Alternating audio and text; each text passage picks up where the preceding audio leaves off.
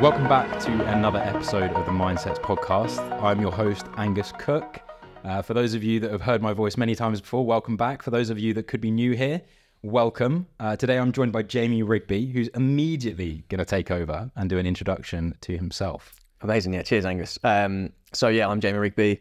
I am currently working on an expedition company called Renatus Adventure. I've just recently moved to London. I grew up in the New Forest, and then I've dotted about all over the place really over the last I'm 29, so over the last few years. I lived in Wales for a while, down the south of the New Forest where I grew up, and then in between a few other little places, and then ended up here. Amazing. Yeah. So New Forest, the only experience I personally have with the New Forest, so I was driving through it one time, there's just like horses on the roads. Yeah. But it's a really beautiful part of the country. So nice. What was it like growing up there? It's a mixed bag because it's one of those things where it's nice to go as a tourist. So you go there and it's great because it looks pretty and all that sort of stuff. But where I lived was quite disconnected. So I lived like 2 miles to where all my mates, like a minimum to where my mates lived. So you couldn't really get there. There was like one bus a day.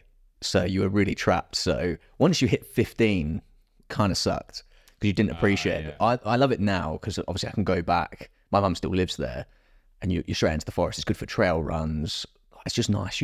It's quiet Out in and the countryside, so a little nice. bit away from the hustle and bustle and that. Exactly. Which, to be fair, is probably exactly what you're craving when you're like 15 upwards. Yeah, You're looking that's for exactly it. nights out, things to do. Yeah. And even I grew up not even that far from London. Okay. So I grew up in Surrey, and it's a lovely part of the world. But it's really boring. And the thing that sucks as well is Surrey is right on the doorstep of London. Yeah. Geographically. It's not though. It takes about an hour to get into London because it stops at every single station and it is the slowest train. So I kind of had this feeling of being trapped where I was there, which is ultimately why me and my friends just turned to sport because the park was just at the end of the road. Yeah. Like we could just go play football. So that's probably another reason that I ended up being quite sporty and not just going off into London and doing nights out all the time because it was just such a ball ache to get there. Yeah, I think probably similar for me, to be fair, where you could play sport so close by and like there was little areas that you could play like the local football team or like rugby team and they were fairly close. So did you do the classic sort of get into sport and it be football or rugby at a young age, or was there? Yeah, I guess so. I played football. I was terrible. I was one of those lads that was just like, was never going to click. Right.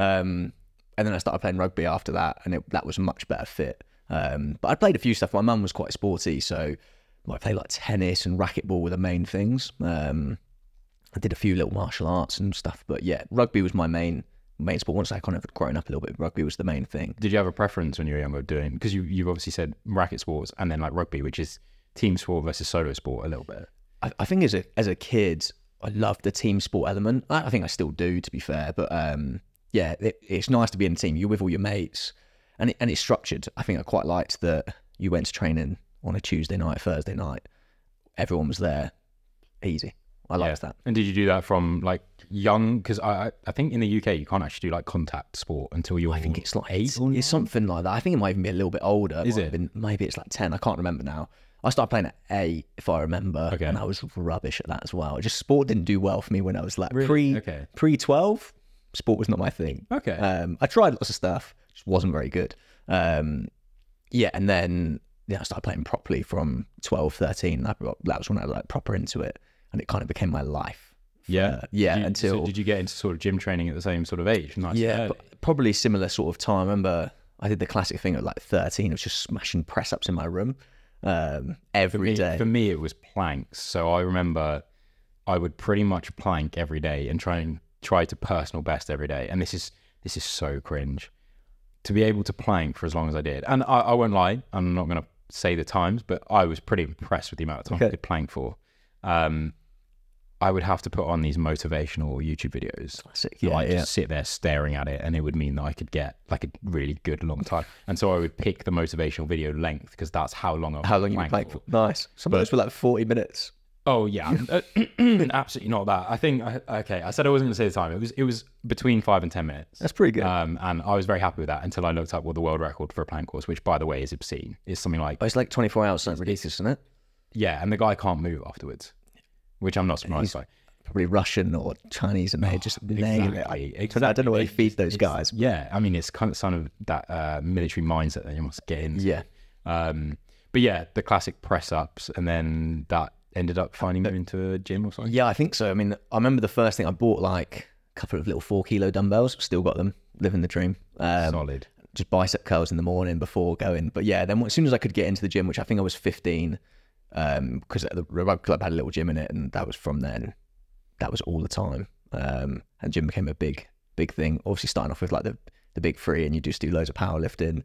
No idea what you're doing. Powerlifting and then bicep curls was pretty much the order of the day. And then I started to learn a little bit more from like 16, 17. I feel like I was fairly clued up with what you needed to do. So I spent loads of time just watching YouTube. It was the time where there was like Greg Plitt and like Steve Cook were like at the beginning. It was pretty big. So yeah, that kind of was like a big motivation. I just cracked loads of that. And did you stay doing other sport with the gym? The gym just kind of thing? Yeah, carried on playing rugby until uni. And then I stopped halfway through uni. I kind of decided that I needed to really focus. I was really set on getting a first, and I was like, right, if I play rugby, it's going to be too much. Like, I know that I get into things. So then I was like, no, I need to take a step back. Where did you go to uni? So I did my first year at Aberystwyth. It's a long way from home. Yeah, it really was. Yeah. Which I kind of liked. So it was like 8 hours away. Right. I was kind of ready and I enjoyed that. But so I then changed because after my first year, all my mates left. I ended up getting in my second year, I got a place by living on my own at uni, not the one. And so I ended up transferring. I moved to Cardiff. And then I had to take a year in between, which I did my like PT and my massage course, all that sort of stuff. So I had a year just working, which is really useful. And it was a good time to get into that industry. And then, yeah, back to Cardiff, where I was at Cardiff Met, which is just meatheads and like rugby. Everyone, I remember turning up like the first day and everyone just wears a hoodie and sliders. And I was like, yeah, I like this place. This is comfy. Yeah, that was good. Yeah, and then yeah, loads of gym there. But yeah, I was like, if I play rugby, it's probably going to be too much. I'll get distracted. So I took a step back from playing rugby. I was doing a lot of stuff in the gym at that point, and then just focused on studying really. Library and gym was a good 2 years of uni. That was pretty much all I did. How did you sort of balance? I mean, did you stick to a routine? Because I basically, when I was at university, I wanted to keep gym consistent, but I had to appreciate every time it got to like exam season that I was smashing out the library, yes, but at the same time, my gym sessions were crap because I was just so tired because I was doing all-nighters and stuff like that. Yeah. While I was at most of the lectures, I'd be lying if I said I wasn't on my phone for most of the night. So I was just there for attendance purposes. And what's even more embarrassing about that is I'm pretty sure for most of them, they didn't take attendance. Nice. So I was just sat there on my phone for no reason, which meant that, yeah, it got to exam season. I'm drinking as much Monster as possible. Yeah. I'm staying up as much as possible. And the only escape I got from doing that was the gym. But then as a result of having not enough sleep, not eating properly, and like not being focused, the gym sessions always sucked for me. You get into that mode of just kind of tick over almost. Exactly. It's like maintenance rather than... Well, I think I was quite lucky. I actually took the time to, while I was in the gym, I'd always listen to journals. So because of the sports science, loads of our stuff was like audio journals. You listen to podcasts or journals like in the gym. So I'd go twice a day. So I'd go in the morning, I'd always do like cardio, which would either be a run or I'd sit on the bike. If I was sitting on the bike, I could read the journals and read the articles on my phone. That was basically how I got away with it. That's an extremely efficient way of doing things. That's what I thought. So yeah, so an hour of reading in the morning. And in reality, it was only the time I did much reading. And on the walk to uni, I would also listen to something. And that was basically, I just swapped any time that I could. I was just cramming everything into my brain. And so did it work? Did you come out with I mean, I did. I got first. So I guess to some extent it did. I don't know whether those things really made the difference, but yeah. I managed to stay on top of the training. When I was doing my weight sessions, I wouldn't really listen to it. I'd just kind of stick with that was my time. And I'd just have an hour and a half in the evening where that was me. And I was quite lucky. The gym we had, although it was just like the uni gym. It had really, the standard of the people in there were quite good. But Colin Jackson trained in our gym. I'm sure you had the same, the hurdler. Oh, right. Yeah, of course. And I'm sure you had the same like at Loughborough, but yeah, there's a funny story like this actually. So I remember going into the gym at Loughborough Power Base, and on my first day I got on a treadmill, and I remember running on this treadmill, and 2 treadmills over, someone got on the treadmill and was running as well, and I just noticed that at the corner of my eye, they just ran perfectly. And I don't know how to explain that because I didn't come from a running background. Just like a gazelle. It was just different. Like, you barely heard them on the treadmill, and they were just, stride pattern was beautiful. It was so in time, everything like that. And I looked over and I looked straight back and I was like, no fucking way. Like, no way. It was Jessica Ennis-Hill. No way. And I hadn't seen her again at Loughborough since then. So unless I was just completely wrong, but I'm very sure it was her. And yeah, the running was perfect. And then a few days later, I saw, who was it? It was one of the England women's rugby team was in there. And she actually saved me when I was trying to do dumbbell bench. Nice. She like came and gave me an extra spot. So that was really nice. And then throughout the rest of my time at Loughborough, spotted Dillian White on bench. Nice. Before it was controversial. And then saw Anthony Joshua in there a few times, but I wasn't allowed to train at the same time as him. So... But yeah, you kind of do get subjected to some crazy athletes in there. I think it makes quite a big difference as well, because you just then, even just by like proxy or whatever, you just still like, oh, because of the environment, you've got to train that a little bit harder. I liked it. It definitely boosted me. And me and Colin Jackson would do deadlifts next to each other. Solid. And he wasn't that strong. I mean, he's fast today, so yeah, he was really nice, a really nice guy actually as well. So which is always a bonus. So with the degree then, I mean, you wanted to get a first. Was that because you knew exactly what you wanted to do coming out of university and what you wanted to do professionally? I think so. So, I mean, when I was growing up, my plan had been to work in professional sport, and I wanted to work in the ultimate goal was to work for England Rugby, probably do strength conditioning and nutrition for England Rugby. As I think anyone who plays rugby growing up, that's like, oh, yeah, that'd be a cool job. And so at the beginning of my undergrad, that was what I was focused on doing, was just to get to professional sport. And I knew that I needed to get, to me, the first thing is you get the box ticks for the first class degree and then go from there. So that was the aim.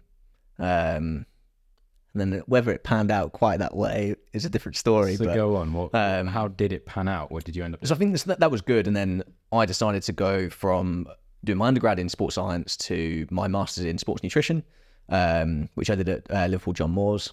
Then I had a delay in between, so I had to take another year in between finishing like at Met and then going to Liverpool, which I did a load of different stuff in that time. And then that was the aim. And I got quite close to work professional sport. I got to work with, very loosely, I worked for Science and Sport, the supplement company, and indirectly through that, we worked with some of the Premier League football teams. We worked with their team Ineos now, but at the time it was Team Sky Cycling. Wrote loads of plans for loads of different cycling events across the UK and got to work with loads of top level athletes in that time. So got quite close to it. I was actually also, as part of my internship, I worked with 2 Olympic athletes in strength conditioning. So it was really cool. Got to work with some really good people. But I think I just kind of found out that it wasn't the nicest industry to be in. Like that top level of sport, people aren't looking out for each other. And at the same time, I toyed with the military, and at that time I was doing OTC at the time. I tried to join the military before, but I'd ended up failing the medical for a tiny bit of eczema, which was kind of annoying. But OTC is a little bit more chill, so they kind of just for anyone that might be wondering, what does OTC stand for? So OTC is the Officer Training Corps. So at university, it's the University Officer Training Corps. So in reality, it's kind of like a drinking club for people who might join the army. For loads of people, it's a really beneficial thing, but I knew for me it was the stepping stone that I needed to get in. I knew it was a slightly easier route to get in, having failed the medical before, so it was a no-brainer for me to go for that. And obviously then, so being involved in that, it was a lot more team-based, and everyone was looking out for each other. And then on my professional side, everyone wasn't, and it was a little bit more backstabby, and it wasn't so clear of where things were going to go, and they were quite, what's the word? It's quite nepotistic. Is that the right word? Yeah. Everyone who knows everyone, and so it was really tricky. So that was probably the point. It was halfway through my masters. I took a change of direction, And I'd got to that point where I was working as close to professional sport as I probably needed to. I was like, actually, I think I'm going to change the path and try something different. And the plan was then to go into be, to go into the military, and that's also like an elite environment. And that was the next step.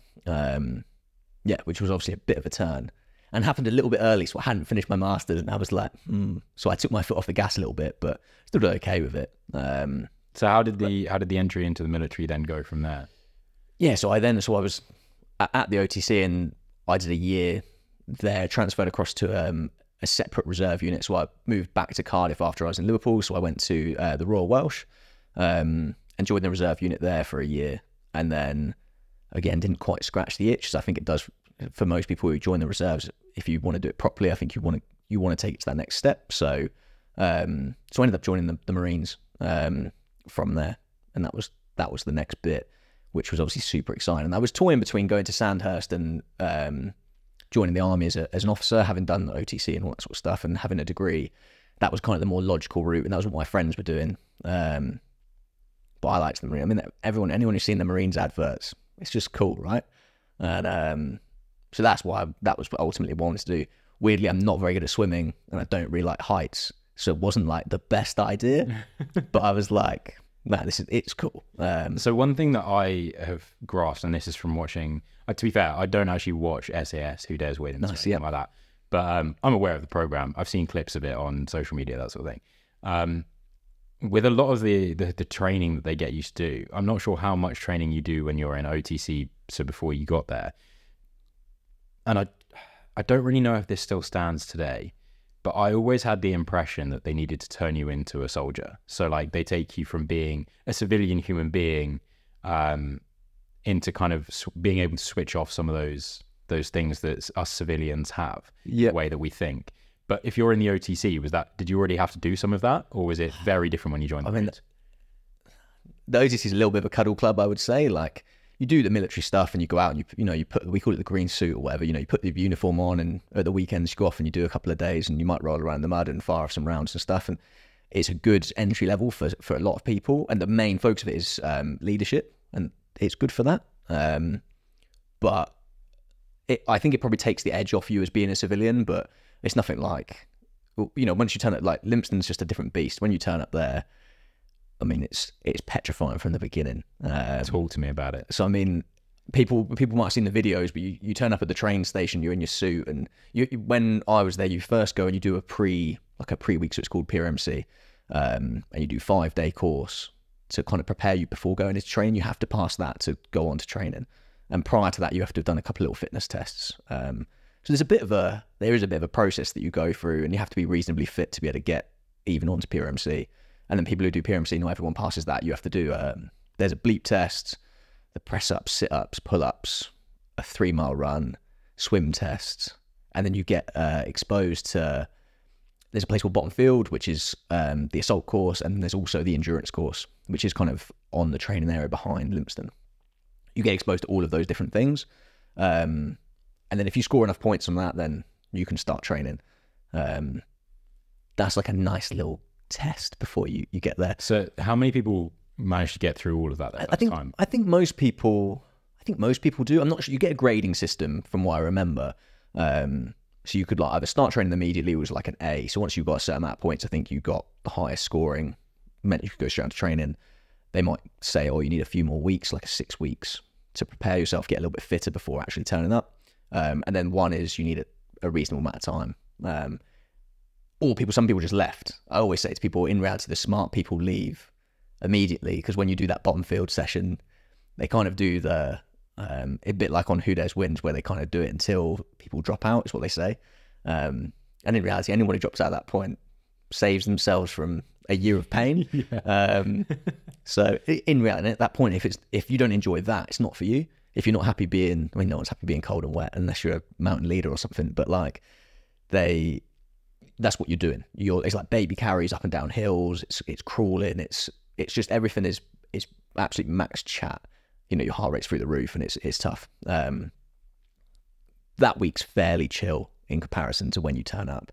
Really? Yeah. I was expecting that to be a bit of hazing's probably not the right thing, but you know what I mean? I kind of expected that to be hazing to really already cull the guys who aren't going to make it through, or the guys and girls that aren't. Physically, it's tough. So like, that's the point of it, is physically that week is quite tough on your body, and you're doing a lot of tests like back to back. So in reality, you do all the tests within like, I think it's within 24 hours.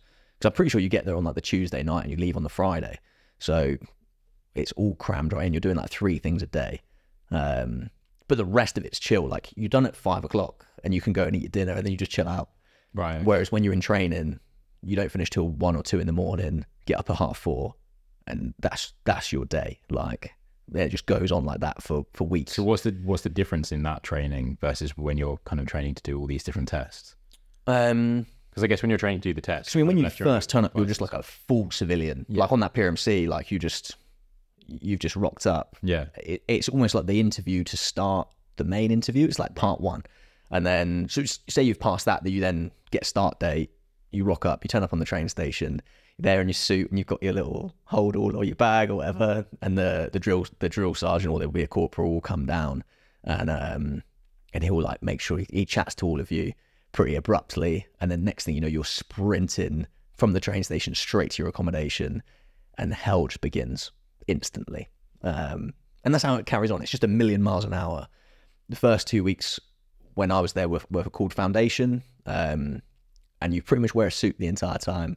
But you're just doing press ups and running around, eating food at a million miles an hour. Your suit is ruined, and it's basically just loads of ironing, lots of running, and that's it. We call it admin. So like making sure you can make your bed properly. It's none of the soldiery stuff that everyone thinks it's going to be.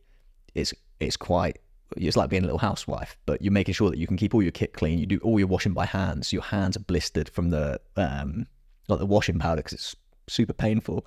And your hands are cut up from being like crawling around all the stuff you do. In the gym, in the pool, running and ironing for 14 to 16 hours a day. And then you sleep for, it depends how quick you are. If you were kind of on it, I was lucky because I'd done a bit of stuff before, so I kind of knew how to iron stuff, which sounds so silly because you'd be like, no, I know, I've seen the reviews are pretty mad. Like they check stuff properly. You can't ever, it's never going to be okay. Like whatever you do, they'll pick you up on something regardless. They can find dust anywhere or like a crease, or anything, they will pick it up.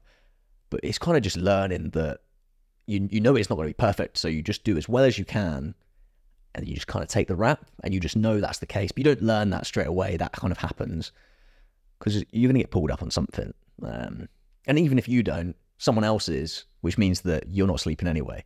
So it doesn't really matter. Do you reckon this is, I mean, this idea that you can't be perfect is them starting to, in a non-physical way, change the way you think? 100%. So I think with the Marines especially, they have this idea that it's you're never done. So like when we'd go on exercise, you'd do your exercise, which could be 4 or 5 days, could be 2 weeks, whatever the length of the exercise was, you'd always run back.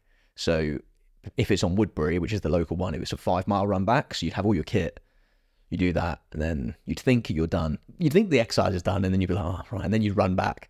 All right, that's it, we're done. And then you get taken onto top field, and you'd have to do crawls and carries, section attacks, all that sort of stuff there. That could be for another hour.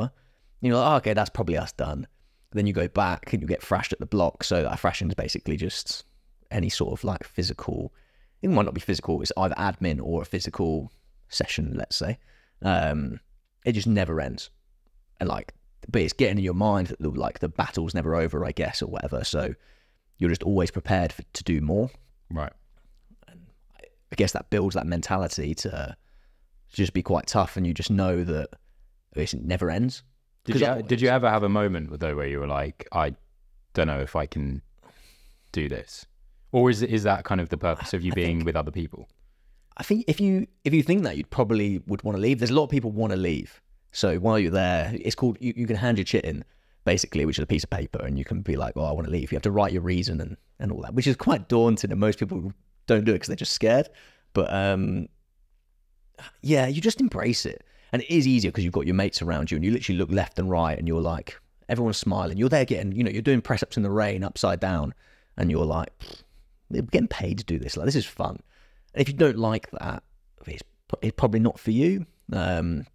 there's definitely times when you want to leave and you're like, what am I doing? Like, this is mental. I remember there was a time we were doing a little navex, so like a navigation exercise. So you always do it at night. So we were walking around in the middle of the night, again, around Woodbury, and I just fell in a river. Just walking along, fell in a river, like up to my waist in a river, and freezing cold, 2 a.m. And I just stood there and I was like, I bet all of my mates are just like out having a good time, and I'm stood in the river. And I was like, what is this? And you just have to get on with it, and you're like, this is mental.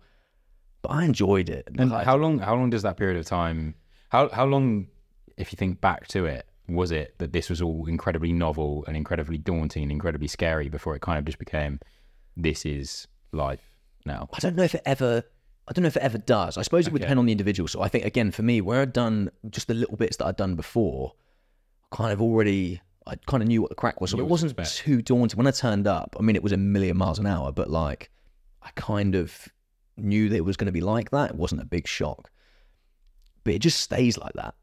So you don't really get used to it. You're in a weird, like a fever dream is probably the best way of describing it. The whole time you're there, it's just a fever dream. Right. You're running around, you don't know your head from your ass the entire time. And no matter how good you think you are, you haven't got a clue. And that's it. So then that gets you, I guess, like you said, it is ultimately preparing you to actually go out and do the thing. Yeah. So how long is it before they say, yeah, you're ready? So it changes really, but the training generally is 32 weeks. So let's say it's 8 months. It takes 9 months because you have leave.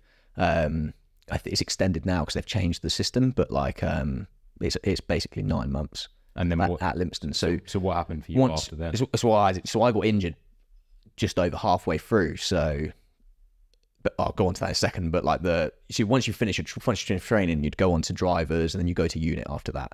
So, and once you're in unit, it basically starts all over again because you've got to get used to that. But and then you're fully deployable. That's you good to go.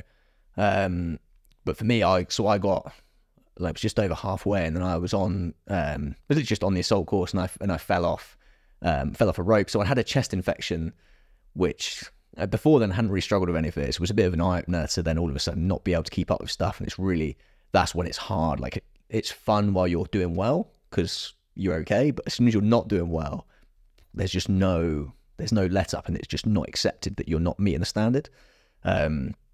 So I ended up having to I got put back 2 weeks for the chest infection, probably went back too soon, and then was on bottom field. We did loads of rope climbs, and my chest hadn't fully recovered, so like can't breathe properly. Doing rope climbs, I couldn't feel my arms, and then I basically then just had an absolute stinker that day. Fell off the monkey bars, fell into the water. That flared my chest up even more, and then carried on. There's something called the chasm, which is like you have a little rope, you crawl across, and you have to do a regain. So you come off the rope fully, and then have to climb back up, get on the top of the rope again. In the process of me doing that, I just let go, and then fell off, and then the rifle hit me in the back of the head, and then I didn't know at the time, but that crushed 2 vertebrae in my neck, which damaged all the nerves in my left arm. I managed to carry on kind of that, like for the rest of that session, and then we had to do different fireman's carries and sprints afterwards. And I remember my vision just going really, really narrow. Everything went black. I somehow managed to do quite well, maybe because I couldn't feel anything for the rest of that session. But we went into Exeter with the lads afterwards, and I sat there having lunch with them, and they were like, "Jamie, you're not right." And I was like, "What do you mean?" And they were like, "You're just not right." And I was like, "Well, I'm always a bit weird, but like." Anyway, they were like, "You need to go to hospital." So I was weighing up. You have a hospital on camp, that would have meant getting in trouble, or you go to hospital somewhere else. And I was weighing it up. Why would that have got you in trouble? Because if then it's on the record, and then you're like, the whole time you can't be shown to show any weakness. You're like, right, I don't really want to go because then I know I'll get put back. And it was like, right. But I knew at that point, if I went to hospital, if they kept me in hospital, then I'm basically AWOL and I'm not reported for on camp. So I went back to camp, and I went in, and then I had they did a head injury assessment and all this sort of stuff. Next thing I know, I'm in hospital for 4 days, like on camp. And it's they said it was a severe head injury, but in reality it was just like a pretty bad concussion. But they didn't know about my neck. So this was just before COVID as well. So I got sent home for a little bit, and then came back once I'd recovered from the concussion. And that's when I really started getting problems with my arm. So in the time, the concussion protocol meant that I couldn't do any phys. So I wasn't really allowed to do anything. I went for a 3-mile run once while I was on the leave, and I came back and the doctor went mental at me. He was like, "You're not meant to have done anything." I was like, "Yeah, but it's quite a long time to not do anything. You have to stay, like, while you're there, you have to stay so fit all the time." Anyway, so yeah, I came back, and that's when I started getting problems with my arm, because as soon as I like started doing phys again, I couldn't even hold a press up position. And my left arm just wouldn't work. I couldn't lean on it. So like I'd be sat on the sofa at home, couldn't put any weight on my left arm. It would just buckle, or it just hurt? It would just hurt. It just wouldn't really work. I couldn't lift it higher than, well, like higher than this really. It became more and more of a problem. So then when you're putting rope climbs in, you're putting pull-ups in, press-ups, all that sort of stuff, all of that was an issue. And I knew that I was pretty in a bad way really. So I bounced between different rehab groups. You have a short-term injury group, and then you have like it's called Hunter, is the rehab company. I bounced between those, and I managed to actually pass all the fitness tests to go back in.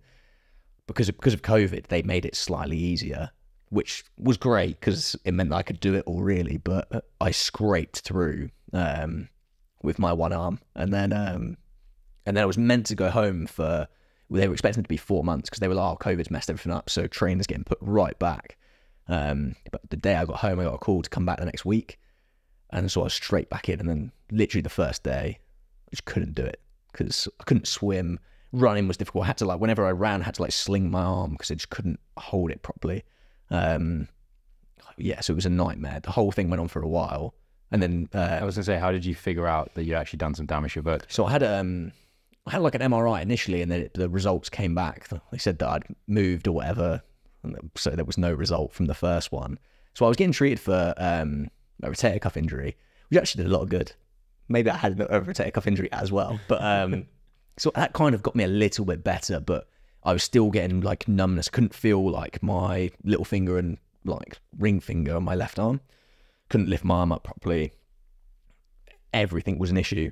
So I kind of kept complaining about it, and I kept getting to the same point and being like, I can't do it. But I was quite stubborn, as you have to be there. And so I still managed to make a rope climb, but I was basically climbing a rope one-handed but I'd kept, like, whenever it came to actually doing the whole session, I couldn't do multiple. So you'd get picked up and they'd be like, right, go back to med bay. Go back to med bay, you end up in the rehab thing again. And so it was just a never-ending cycle. And they eventually, I think it was 7 months later, were like, right, we're going to get you scanned again. So I had like x-rays done, and then they did another MRI, and the MRI came back and they were like, oh, you've got your like neck is, like the vertebrae are crushing the nerve. So they're like, that's probably what it is. And I was like, that makes sense. So we then had to piece back to what was likely to have caused it. Yes, the whole thing was a bit of a whirlwind, but it did take, there was a long time. So that was, I think the diagnosis was in November, and I had the injury in February. Wow. So a big gap. Yeah, and I'd kind of like, there was bits of that where I just cracked on as best I could, but you kind of know that you're not in a good way. Like, and I wasn't performing where I needed to be. And ultimately the decision, I remember going into the doctor's office and it was like, we need to make a decision. And I was like, well, I don't want to lose the use of my left arm forever, because that's obviously a risk. And so I was like, that's going to be me. So I then went for a medical discharge from that point, which was basically a lot of just sitting at home. They have a gym on camp, obviously, that you can use. And so I did rehab there, but they got to a point where they're like, we can't do anything for you, so you may as well go home. So I did all my own rehab at home. And within about six months, I got used to my arm again. I was like, okay, still get problems with it. Now it's now at least 2 years on. What are we now? Yeah, 3 years on now. No, 4 years on. And it's 2020. I would say it's pretty much where it needs to be. Like, it's okay. I still get a few issues, but you still have the vertebrae in the alignment that it's in. Yeah, so it's the same, but the main issue was that where it was constantly hitting the nerve was constantly inflamed. So that was what the issue was. So that my vertebrae still narrowed, but if they don't flare up, if the nerve doesn't flare up, then there's no pain. So I have to find the right balance of doing enough training that it stays okay. But if I do too little, I find I get a problem. But if I also do too much, you're kind of locked into finding this balance. There's literally nothing you can do surgery wise or anything to Not really. I guess the procedure that kind of got banded about mainly by the lads more than anyone was they re-drill the hole for your vertebrae. And it's so high risk. When when I spoke to like a neurologist, they were like, in reality, when your bone degrades over time, it will make it better. So You just got to grind that bone down. just got to wait for the bone to break down. Now, there's an interesting thing with that, obviously, is quite a severe injury, especially with the fact that it had to, I mean, it medically discharged you from doing what you wanted to do. It must have been a very weird thing, because obviously at the time, it's very easy in hindsight to see what was causing all the problems and diagnose kind of why you weren't having the same performance and that sort of thing. But at the time when you've been told you've got a concussion and you come out of concussion protocol and things still aren't right, and you know something's wrong, and then someone tells you, oh, it's a rotator cuff, and then you actually start seeing some improvement, but then things still aren't right. How you've been hardened through the military process. Yeah. Does all of that going on though start to creep into the head, even though you've kind of been hardened against it? It was a weird one because it was like extra confusing because I didn't know what was going on. And also you got to remember your mates are all moving on at this point. So like I had got to that point with my original troop, and then everyone just carried on. So when I kind of found out what was happening, all the mates were passing out, they were going to unit. So you're getting less and less mates on camp. So you're kind of, that's a lot of your stability as well. So that was like a confusing time. I think without having done the training though, I wouldn't have been prepared for like the effect that then the injury was going to have, because it just prepares you for being tough to some extent, I guess. So it's a weird one. I think if I hadn't done the training, I wouldn't have coped with it anywhere near as well.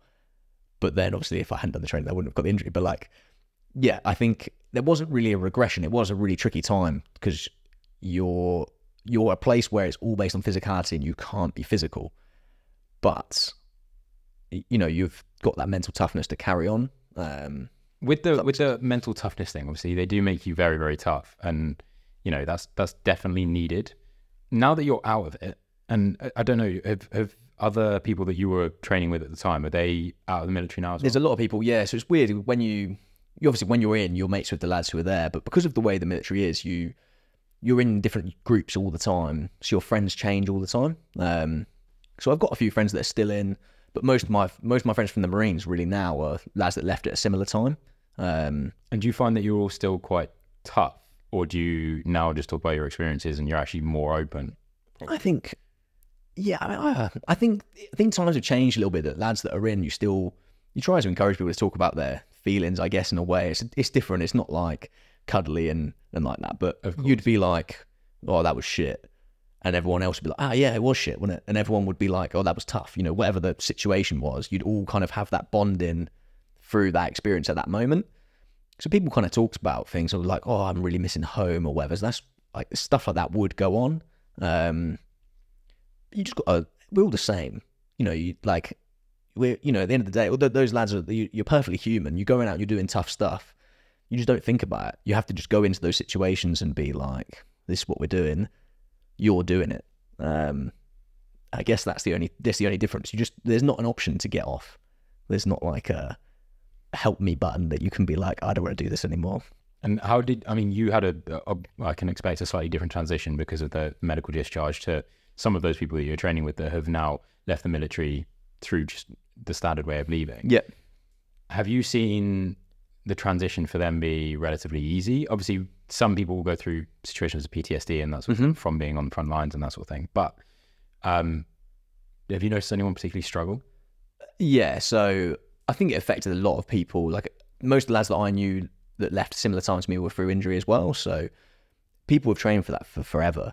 So like two of my very good mates, they had done like public services at college, and all they'd ever wanted to do was join the Marines. Spent all their time training for it, and that was what they did. Got injuries, and then that was their career. And to them at that moment, their life was over. All of your mates are in that group, and it kind of is it shatters your entire world. I think for me personally, I was quite lucky that I'd done uni before. I had like a little bit of stability in my life, so I don't think it hit me quite as hard as maybe other people. But some people really struggled with it, and it was then finding ways that you carry on. You know, that you take the experiences that you have and then put them forward, and you still learn loads of stuff. And so one of my friends and I, we decided to make this little company, like charity group style thing, and do challenges. So one of the things we did with that was a triathlon around Snowdon, because he just needed a challenge. because he was really struggling. And so he'd kind of planned it all, and he'd set the stuff, and he was like, this is how much, this is the fundraiser. He put all the information out, and then I got hold of it and was like, there's no way we're going to be able to do the distances you've set in February on Snowdon. So I kind of changed it a little bit, but we ended up doing it was a kayak across a lake at the bottom. My pronunciation won't be right, but Lake Gwynant at the bottom of Snowdon. Probably better than mine. Don't worry. So it was meant to be 10 miles around that, but there was 70-mile-an-hour winds. We were in inflatable canoes. It was a nightmare, absolute nightmare. We were getting hypothermia. It was like 4 a.m, pitch black, freezing cold. Anyway, we just cracked around that. We ended up doing 2 miles before we decided that we were going to die. So we got off and we cycled the full road around Snowdon, which is about 60k. We did it on mountain bikes, and then the plan after that was to do Crib Goch, so that's like the knife edge route up Snowdon, but the wind was ridiculous. And the 2 lads, there was 4 of us who did it. There was me and the guy that I run my company with now. We were like the front group, and then there was the other 2 lads that were slightly further behind. Their kit wasn't quite as good. By the time they got in, it was dark. It was so windy, and I was like, there's absolutely no way that I'm going up there. I was like, I'll do it. I don't want to be responsible if anyone dies. So I was like, we're not doing that. So we ended up just pulling a Land Rover around for a K instead. And that kind of completed our triathlon. But it was just nice to kind of challenge ourselves and be like, prove that we could still do things. And I certainly think that was needed. And it was good. And it just leads you on to more stuff. You realise that you can still do so many things, and it takes you on to the next level. This is what really founded your sort of what you started to say with Renatus. Yes, I mean, with Renatus, I dreamt the idea up while in training. I mean, I was injured, I couldn't do anything. Initially, the plan with it was to work with injured, like service people, just anyone really with a disability, and to be able to take them on adventures. That was initially the plan. There's a lot of tricky bits with that, so it's kind of broadened, and it became just adventures really, and taking people out on adventures. And Renatus stands for reborn in Latin, so the idea is being reborn through adventure. So it's to take people out of their comfort zone, their normal day-to-day lives, put them in a challenging situation, and let that development take place. There's no better way. The water is a leveler, and like you put people in cold water and it will change them. People will cry, they just lose their mind if you're in cold water for a long time, especially with like a lot of fizz in between. And you get these tough lads. That's where that's why the Marines are tough, is you spend so much time in cold water in the dark, and it's not nice. So a nicer version of that is what we're trying to deliver, so that people get that. I think you get so trapped in 9 to 5 or like your life, and especially like blokes probably in their 40s that have been in the grind for however long. They just need to be taken out of it, and all of a sudden they're like, oh, there's more to life. And it just inspires them to then just start, doing a little bit of exercise again, spend more time with their kids, whatever it is. And I think that can be delivered through, just a few days of adventure. It can be life-changing. That's the idea. That's really cool. I really like that. Yeah. And I think you are right. There's a massive change in society. Obviously, things have changed dramatically. I mean, you go back 150 years, and there wouldn't necessarily be people doing that all the time, but life is a bit more tough. There's obviously not technology. The idea of sitting on the sofa for 5 hours is a bit weird. Back then, you wouldn't do that. And now that's for some people, that's like a Saturday morning or whatever. 100%. And ultimately, while the way that we think has gone forward 1,000 miles an hour, the body hasn't changed that much in 150 years. Yep. And so naturally speaking, we are supposed to be outdoors probably a little bit more than we are. And we should be tested in ways that we currently don't test ourselves. Because I would say 90% of the tests that I get during the week is mental. Yeah. And 10% is physical. When in reality, all those years ago, and when the human race kind of started to advance, we're talking like thousands of years now. It was at least 50-50, if not more so physical than it was mental. Yeah. And so it's kind of getting that attachment back. I think a lot of those problem-solving things that we would have done as well would have been based off of a physical thing. I heard this amazing quote, and this probably won't be quite right, but it was like, when you're struggling at work with your computer and all the million things you've got going on, remember that we were brought onto this planet to basically run around and eat nuts. And I mean, it's so true. Whenever you're thinking like you're doing, you know, it's so easy these days to be so overwhelmed with the million different things, you know, Instagram notifications going off. You want to run a company on the side of what you're doing. You've got to run 12 marathons a year. You've got to do all this stuff that's mental, and all this pressure that we just create exists, emails all the time. You can't escape it. But we live we're quite a simple creature, really. And if you can take yourself away from that world and realize that most of that doesn't really matter. And again, the military does it so well, where you're living such a simple life. You go on an exercise and you have all your kit is on your back. You're with mates. You go out. If you're lucky, you eat. But you've got all your food in little ration packs and stuff. It's really simple. And you get back home afterwards and you're like, well, that was good. That in a nicer way, when you do it like as a civvy and you can go out for the weekend and just remove yourself from that environment, it's so refreshing. And you realize that the big stuff that you think is the big stuff doesn't really matter. If you've got a roof over your head and you're eating, that's what it comes down to. But we create like most of the problems that we have, which I think is the main problem with modern society. We expect so much of ourselves, and we are actually really simple. I saw a really interesting quote this week, and I can't remember the name of what the sort of paradox is, but the theory is that if you give someone one watch, they will always know the time. If you give someone 2 watches, they will never be sure of the time. Because if they're slightly different, they'll never know which one is right. And even if one of them is right, because the other one's not, you might doubt if both of them could be wrong. And ultimately, what it's saying is, today, we have so much access to different bits of knowledge and so many things going on at one time that it's very difficult to constantly be sure of what you want. And ultimately, when you get the opportunity, like you said, to come away and do simple things, it's a lot easier to know what you need to do and focus and live that life before you come back to ultimately being given 2 watches and having to focus on the one. Yeah. Is really different. You know, even on like a simpler level, just going out for a run. You know, I mean, it's the thing this year, isn't it? I guess, and last year, I guess, as well, to an extent. But especially in London, everybody is just running, and you take yourself away, and you know, whether you're running a 5K or whatever you're doing, that half an hour that you're out, it's just you. And I really advise people to just go out and to not use headphones and just enjoy being out and just have that moment with your mind almost, which I know is tough, but just remove everything. It's supposed to be. Exactly. It's supposed to be. Not everyone talks about, you know, getting into exercise, and it needs to be, you need to ease yourself in, you need to learn to enjoy it. And there is a certain degree to that. When to ease into exercise, you need to be sensible with it. You need to find some level of enjoyment with it.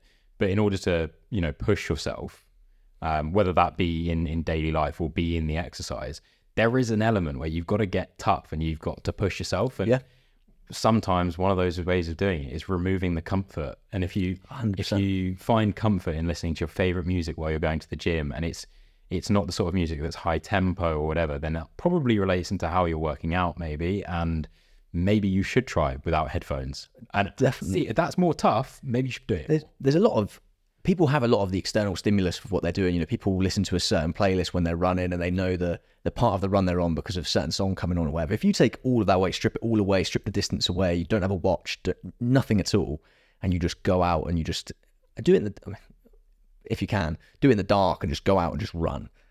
And you can just be free, and it's just you and your mind. That's quite something special. I think it takes away so much of the stuff that we have, and people go out, and I'm definitely guilty of it, of like the training as optimally as possible and trying to get everything nailed on. But a lot of it is, you know, for just your own peace of mind and for your own well-being, it is good to just go out and exercise, nothing structured, and just enjoy it.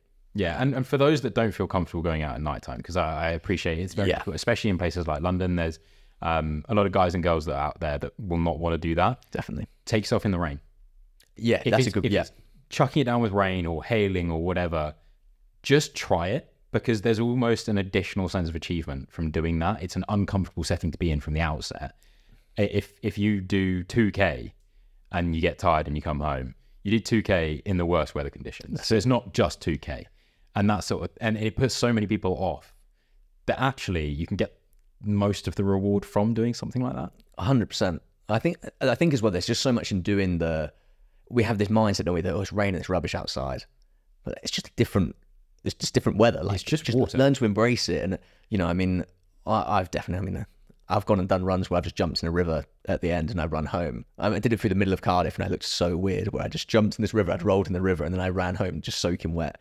You look like a lunatic, but there's something refreshing about it, and it is nice. It gives you those endorphins are pumping, and it is nice. Doing something out of the ordinary and testing yourself. Yeah, is the main thing. Maybe don't jump in a river in the middle of town. In the middle of Cardiff, especially. Yeah. If anyone's wondering who that was, by the way, I'd assume you weren't under the influence of anything. No, it was just me on a run. Under the influence of a good time. Yeah, I just saw the river and I was like, why not? Awesome. So we've got some listener questions. Perfect. Because people always like to know more from another side of life or even a similar side of life. So I have 3 for you. Number 1 is an anonymous person. I would assume they're relatively young. But they said, if you had to give one piece of advice for someone, so guy or girl, considering joining the military before or during university, what would it be? First of all, just do it. Like, if that's what you want to do, you'll always have that itch if you don't. So just throw yourself into it and give it a go. And if you can, do that with being as fit as possible when you do it, would be my advice. You know, there's different corps, so like they all have different standards, but if you can turn up reasonably fit, it gives you so much more time to have that headspace to think, because you're not there just dying. Like if you want to be able to do all of the times that are like these standards, you want to do them better. When you're out in the field and you're doing the hard stuff with all your kit on, you're running around, everybody's hanging out is what we call it. And it's better, the less hanging out you are, the more clarity you have in your mind to make decisions. It means you get shouted at less. So that's always a nice little positive. Okay. So that's what I would say. Next question is from Matt. So Matt's got a bit more information on kind of understood your situation a little bit more with the injury and understood the timeline of that. So his question, and we'll explain what this means. Did you get back trooped through basic training at all, or through your training? And if so, what was the mental impact of no longer being around the people that you were? It's a really good question. So I did, a couple of times ultimately. So the first one was where I had my chest infection, went into short-term injury group, that had 2 weeks, got put back. And there's a huge, especially with the Marines, there was just like a big negative connotation about it. You wanted to stay as an original, the best, the toughest lads stay with your original troop. And that's where all your mates are. So, you know, that's where you want to be. For me, it was all right because weirdly, the PRMC that I'd been on had loaded the next troop.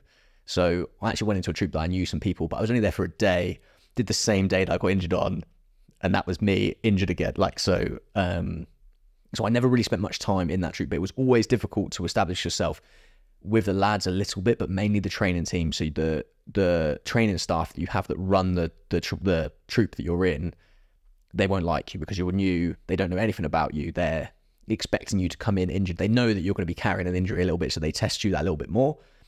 They're never particularly accommodating. They're not particularly accommodating anyway. They have their favourites and stuff like that as you go through, but you've come in, you're a new face, so it is tough. But some people do really well with it. Again, same thing with the example before, is, you know, you're going in and you just be as fit as you can, be as prepared as you can, and just get stuck in. And you very quickly make friends and you establish yourself in that group again. But yeah, it definitely is. It can be quite tough to do that. It's a little bit lonely.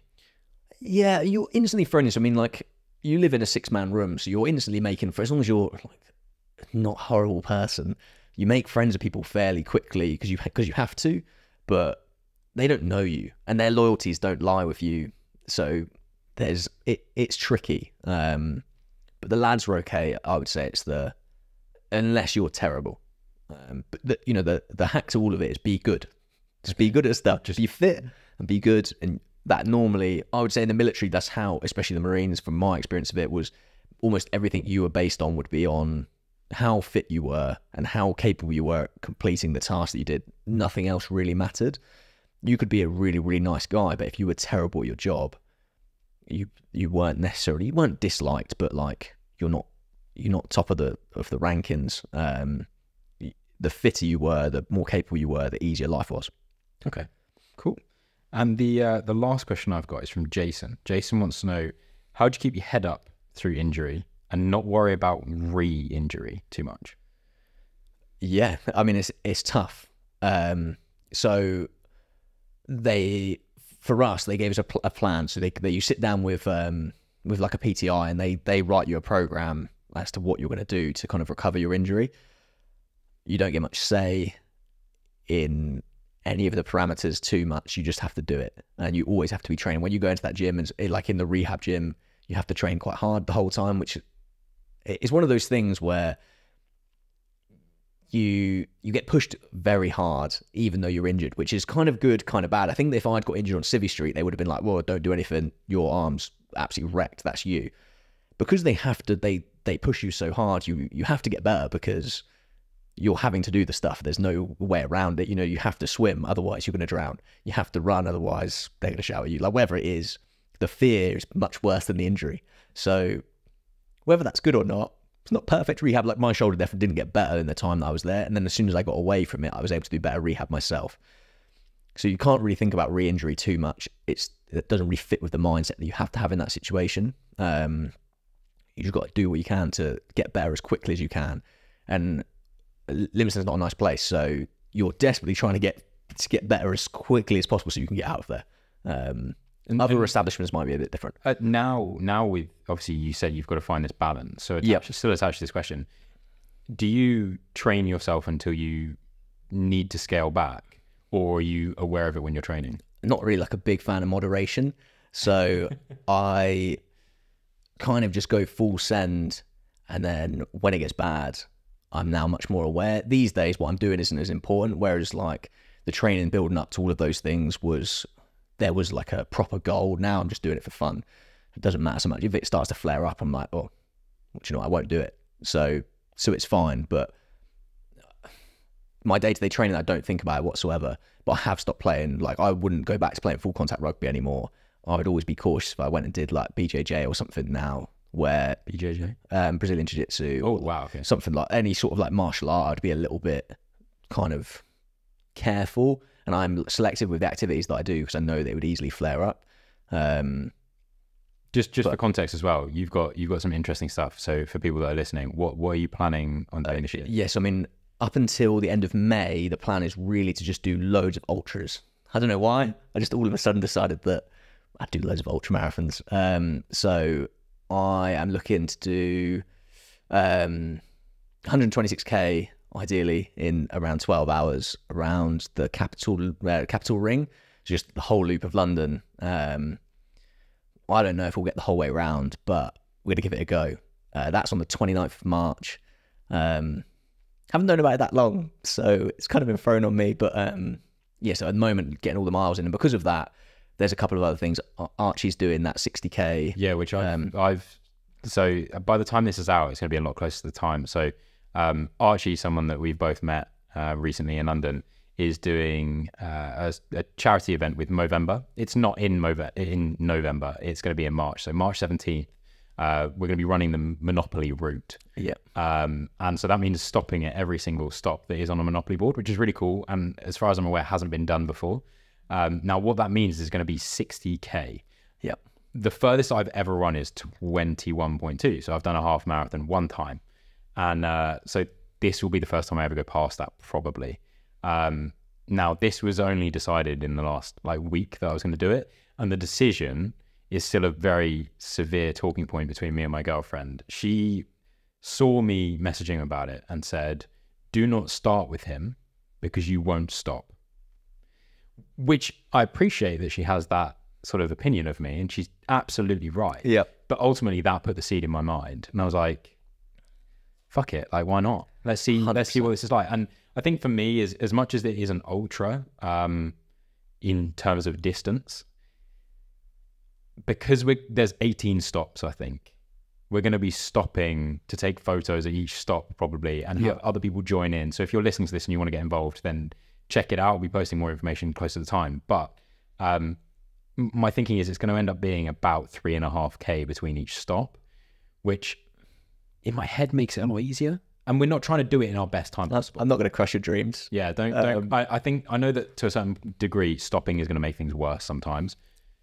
I think you just got to, if you just set out to do it, you do the best you can. The reality is you're going to beat, because it's going to be a big group of people and it's a fun route, you're going to beat your best run it's a great thing to just do. If it gets to a point where you can't do it anymore, again, the beauty of London, any point you get a bus or a tube home, job done. There'll be loads of people that just do bits. I don't think very many people will do the whole thing. I don't know how many people other than Archie himself are planning on doing the whole thing, but just like it's on a Sunday. It starts at, I think, 6:30 in the morning, and we'll just see where I get.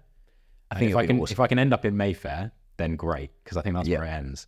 But yeah, I think that's kind of the plan going forward, and it's interesting because you're trying to do, I mean, even more than double the distance. Yeah, don't. It's disgusting. But I mean, I wish you the best of luck and keep everyone updated with it.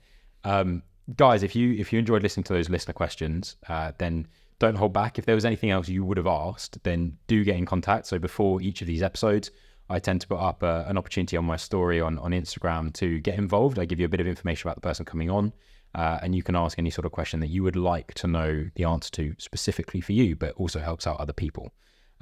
Now, the next part of this is that you are going to ask some questions to yourself. Yep. So I've locked you in a room with a younger version of yourself. What sort of bits of advice are you going to give that younger person? There's clearly a theme with some of the things that I've said already. So I think the first thing would be anything that you want to do, just do it.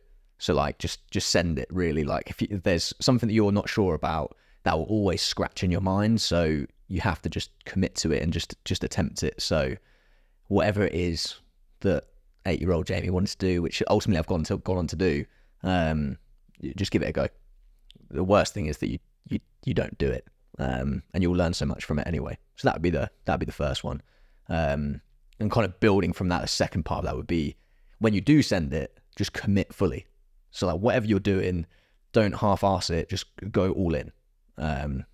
Nobody likes someone who does things half-assed. Just commit to it and do the best that you can. You'll normally do quite well. And I think the third thing would probably counter those things, and it would actually be take a little bit of care of yourself and like, you know, make sure that you kind of give yourself credit. I think everybody's guilty of it, where everyone's their own hardest critic, or whatever the saying is.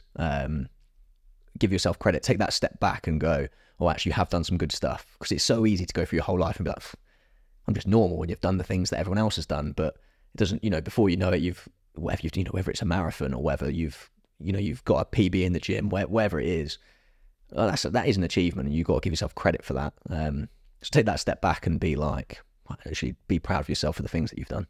Do you find you actually are able to do that now, or is this why you're giving yourself the advice? Yeah, I try to, but I think it's difficult because someone's always done things better. So this is going to be the exact opposite of what I've just said, but like you always look at someone and someone's run something faster than you, someone's always lifted something heavier than you, has achieved bigger things than you, their company's more successful, whatever it is. And for me, I'd always set that standard of being, you look at the best person. I'm not looking at the average person, because why would you? You've got to look at who's the best at doing that exact thing. Because I think that's got to be the goal, like when you look at it. But yeah, I'm still proud of the things that I've done. I just don't really think about it. It's always looking ahead. And you just have that little peak where you're like, oh, actually, no, I've done some cool stuff. Yeah, I think there's definitely an element to that is the military training in you. Yeah. Probably is you're constantly prepared for the next thing and looking for the next thing, because like you said, you get back from doing these ridiculous days. Yeah. You just have something else to do. Always. And so it's always eyes ahead rather than eyes looking back. That's it. And that's probably stuck with you, which isn't necessarily a bad thing. Like, I appreciate it's going to push you to new levels, but I think it's, you're starting to, maybe it's, and don't take this like a bad thing, maybe it's the civilian side creeping back in, being like, hold on, I've actually achieved some pretty cool stuff. No, definitely. Instagram's quite good for that, I think, where you can kind of like look back on your Instagram and you're like, oh, actually that was really cool. Because I just forget. Like, you look back and you're like, oh, I've done some cool stuff, but you just can't dwell on it for too long. Otherwise, if that whole thing with, if you're kind of resting on your laurels, then you're not going to keep building. Like, that's a platform for you to go to the next level and do the next thing. If you've run, like, a stick with the running thing, you've run a half marathon, you could be like, oh, cool, I've done a half marathon, tick. I don't need to do it anymore. And I think you are like that at the moment. I remember when I did my first marathon and I was like, well, I don't want to do that again. And that was like box ticks. But I knew in the back of my mind I'd always want to do more than that. I think it's a combination. Cool. I think the interesting thing about the next section is that we have continuity between episodes. So I like to get the previous person to ask a question for the next guest. However, in the last episode, for anyone that was listening and clocked, I was a terrible host. So I asked Sam the question from the previous guest, and that question was, what is happiness to you? And then I moved on because I had a topic in my mind without asking her what her question was for you.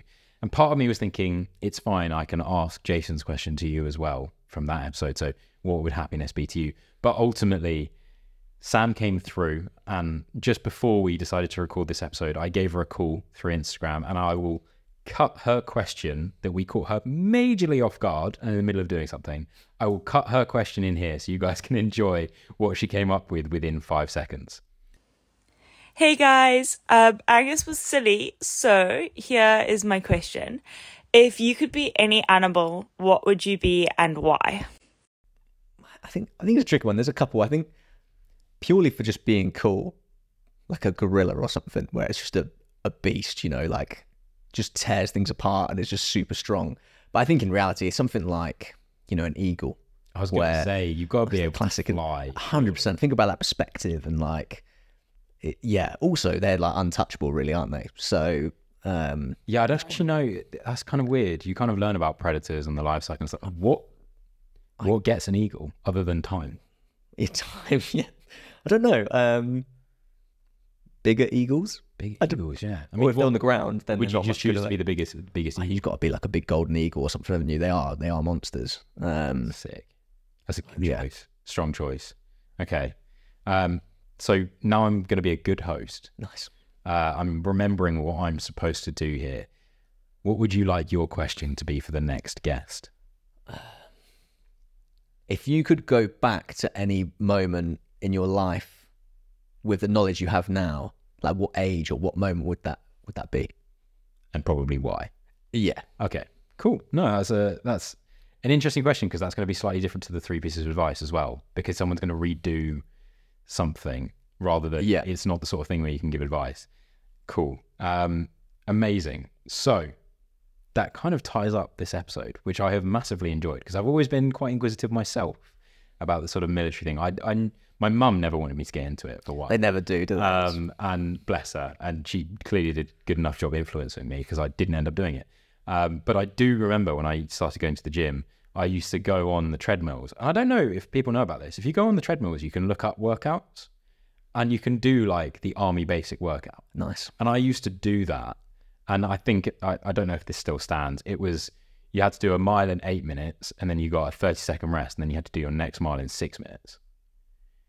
Which this is army, by the way. Yeah, I know that maybe between different areas of the forces, there's some. I think it's changed recently anyway. I wouldn't be surprised. Plus, I think probably when they're doing the test, they're doing it in full kit.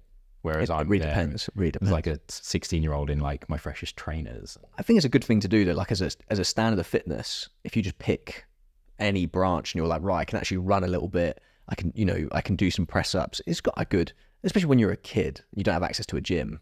To run a 1.5 miles and bang some press ups and some sit ups is a good standard of fitness. Yeah, and this is the sort of thing you can learn you can learn to do cooler stuff. If you like the sound of going out and being sort of exposing yourself to the elements a little bit more, if you have watched SAS Who Dares Wins and start taking the piss out of the celebrities that you're seeing, and you want to actually know what it's like, where can the listeners find you? So the best place probably on Instagram, which is at Renatus Adventure, and then my Instagram is jrigrenatus.